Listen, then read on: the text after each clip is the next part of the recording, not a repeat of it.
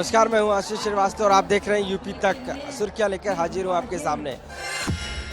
सबसे बड़ी खबर है कि क्योंकि आज बहुजन समाज पार्टी जो डेथ एनिवर्सरी है काशीराम की, उस पर सभा का आयोजन किया है, जिसमें लाखों की तादाद में ये सभी कार्यकर्ता पहुंचे हैं। क्योंकि बहुजन समाज पार्टी इस समय दलितों के साथ खड़ी पार्टी नजर आ रही है और दिखाने की साफ कोशिश है कि 2027 में जब इलेक्शन होगा तो बहुजन समाज पार्टी ही सबसे मजबूत स्थिति में होगी।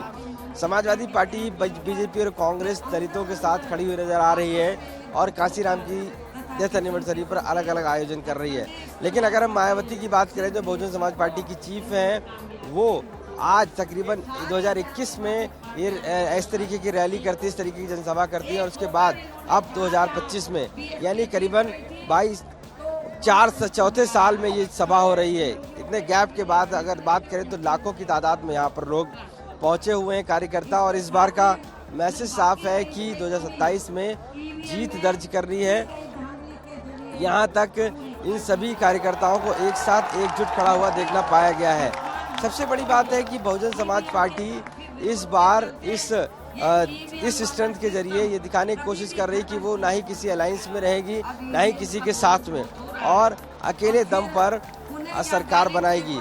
तो बहुजन समाज पार्टी की सबसे बड़ी रैली है। दूसरी सबसे अगर बात करें तो आकाश आनंद, जो कि नेशनल कोऑर्डिनेटर के तौर पर देखे जाते हैं बसपा में, वो आज मायावती के साथ चेयर शेयर कर रहे हैं, यानी कि कुर्सी शेयर कर रहे हैं, कुर्सी में साथ में बैठे हुए हैं। तो ये सबसे बड़ी बात है कि आकाश आनंद पर भी कहीं ना कहीं जिम्मेदारियां जो हैं वो दी जा रही हैं। ये इस बार की इस रैली की काफ़ी खास है, क्योंकि जिस तरीके से ये चीज़ें हुई हैं उसको लेकर कहीं ना कहीं ये सभी चीज़ें सब निकल कर इसमें आ रही हैं। कार्यकर्ता भी उत्तर प्रदेश ही नहीं, उत्तर प्रदेश के बाहर से भी नज़र आ रहा है यहाँ पर खड़ा हुआ। तो ये बसपा के लिए एक बूस्टर की तरह काम करेगा, जिससे कि वह अब आने वाले समय में अपनी स्ट्रेंथ को दिखा सकें।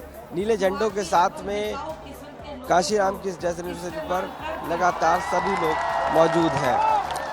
अगली खबर बढ़ते हैं, जो कि महत्वपूर्ण है। पवन सिंह और जो कि ज्योति सिंह उनकी पत्नी के बीच में है, जिसमें साफ तौर से कहा गया है कि इस पूरे मामले को लेकर एक दूसरे पर आरोप और प्रत्यारोप का दौर चल रहा है। पवन सिंह जिस तरीके से कह रहे हैं कि ज्योति सिंह टिकट मांगने की बात कर रही हैं, तो वो टिकट कहां से दिलाएंगे।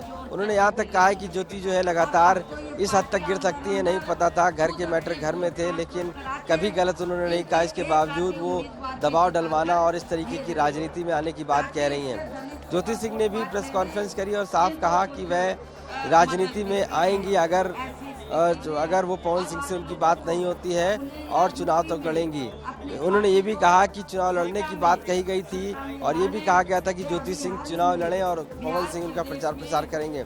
हालांकि एक बात ये भी वो कह रही हैं कि अगर पवन सिंह अपना ले तो वो राजनीति छोड़ देंगी, लेकिन दोनों की बातों में काफ़ी ज़्यादा अंतर नज़र आ रहा है। क्योंकि एक तरफ पवन सिंह कह रहे हैं कि वो सीट मांगने की बात कह रहे हैं, तो दूसरी तरफ ज्योति सिंह कह रही हैं कि वो राजनीति छोड़ेंगी और मौका मिलेगा तो राजनीति में चुनाव भी लड़ेंगी। दो तरफा बात हो रही है ज्योति सिंह के द्वारा।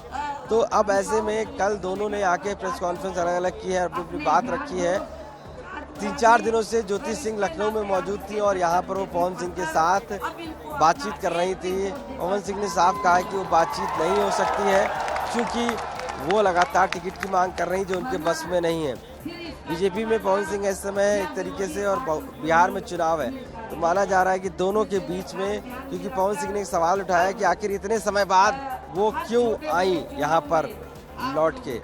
जब चुनाव है, जब मैंने बीजेपी ज्वाइन की तब क्यों आई, इससे पहले कहाँ थी, इससे पहले क्यों नहीं बात उठाई, इससे पहले इतना मजबूती से क्यों नहीं आई। तो कहीं ना कहीं ये सारी चीज़ें दिखाती हैं कि जिस तरीके से पवन सिंह और ज्योति सिंह के बीच में विवाद चल रहा है, ज्योति सिंह जरूर अब चुनाव का फ़ायदा उठाने की कोशिश करेंगी और दबाव बनाकर पवन सिंह के साथ रहने की कोशिश करेंगी। लेकिन पवन सिंह ने साफ किया है, ना वो टिकट दिला सकते हैं, ना ही वो इस मुद्दे पर बात कर सकते हैं, जिसको लेकर साफ तौर से कहा गया कि ये अपने आप में एक बड़ा मुद्दा है और जिसको लेकर अब राजनीतिक रूप से देखा जा रहा है। अगली खबर बढ़ेंगे।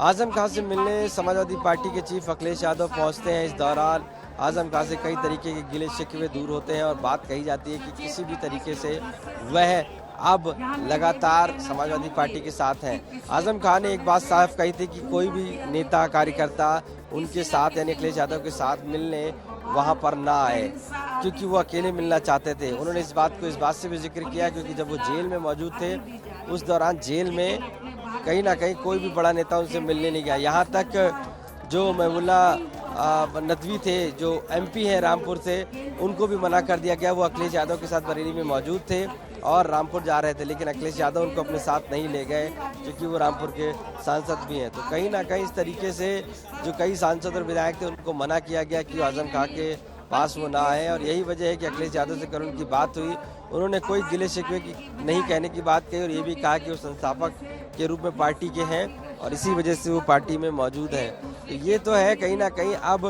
एक तरीके से मुस्लिम वोट बैंक आजम खां की तरफ देख रहा है। पश्चिमी उत्तर प्रदेश की राजनीति भी कहीं ना कहीं नई करवट ले रही है और अखिलेश यादव भी जान रहे हैं कि उत्तर प्रदेश में सियासत में आजम खां का एक बड़ा कद है, संस्थापक के रूप में रहे हैं और अब पीडीए का जो नारा दे रहे हैं उससे कहीं ना कहीं वो मानते हैं कि आजम खां के आने से उसमें बल मिलेगा।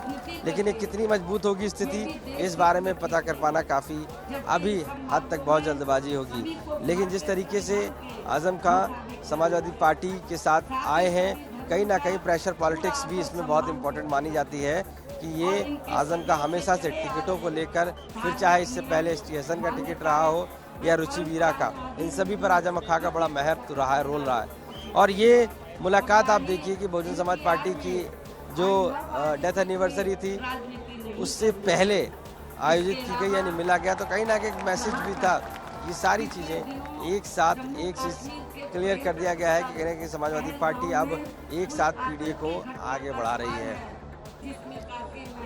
अगली खबर यूपी से लखनऊ से भी मिलेगी कि जिस तरीके से ताबड़तोड़ इनकाउंटर हो रहे हैं, 200 से ऊपर लगातार इनकाउंटर हुए हैं, जिसमें अलग अलग ज़िलों में इन क्राइम अपराधियों के इनकाउंटर किए गए हैं। अगर बात करें तो गाज़ियाबाद से लेकर मुजफ्फरनगर से लेकर बरेली लगातार ये इनकाउंटर किए गए हैं। उत्तर प्रदेश की सरकार साफ कह रही है कि वो ऐसे इनकाउंटर करके अपराधियों के खिलाफ खड़ी है जिसमें वो अपराधी जो किसी घटना में इन्वॉल्व हैं, जो किसी तरीके से अपराध कर रहे हैं, उनके अगेंस्ट में सरकार खड़ी हुई है। इसी वजह से ये इनकाउंटर किए जा रहे हैं। हाफ इनकाउंटर और अभी देखा गया कि बरेली में इनकाउंटर किया गया, तो ये तो साफ है मैसेज है कि चाहे वो छेड़छाड़ के मामले हो, क्योंकि अब पुलिस को सख्त निर्देश दिया गया है कि चाहे छेड़छाड़ के मामले हो या इसके अलावा आपराधिक मामले हो या किसी को परेशान करने के मामले हो, सभी पर पुलिस सीधे कार्रवाई करे। और इसी वजह से लगातार उत्तर प्रदेश में अलग अलग जगह इनकाउंटर हो रहा है। ये बहुत अहम है कि इस तरीके से योगी सरकार इनकाउंटर करके अपराधियों के हौसले बुलंद कर रही है और बुलंद के परस्त कर रही है, माफ़ कीजिएगा। तो कहीं ना कहीं ये सारी चीज़ें सामने है कि कहीं ना कहीं अब उत्तर प्रदेश की सरकार इनकाउंटर के जरिए ये दिखाने की कोशिश कर रही है कि उत्तर प्रदेश में लॉ एंड ऑर्डर मजबूत और अपराधियों के लिए कोई भी प्रदेश में जगह नहीं बची है। और लगातार इनकाउंटर पुलिस चाहे वो हाफ हो या फुल करके इस बात को साबित कर रही है। आज के लिए मुझे इजाज़त दीजिए और आप इसी तरीके से देखते रहिए सुर्खियाँ। नमस्कार।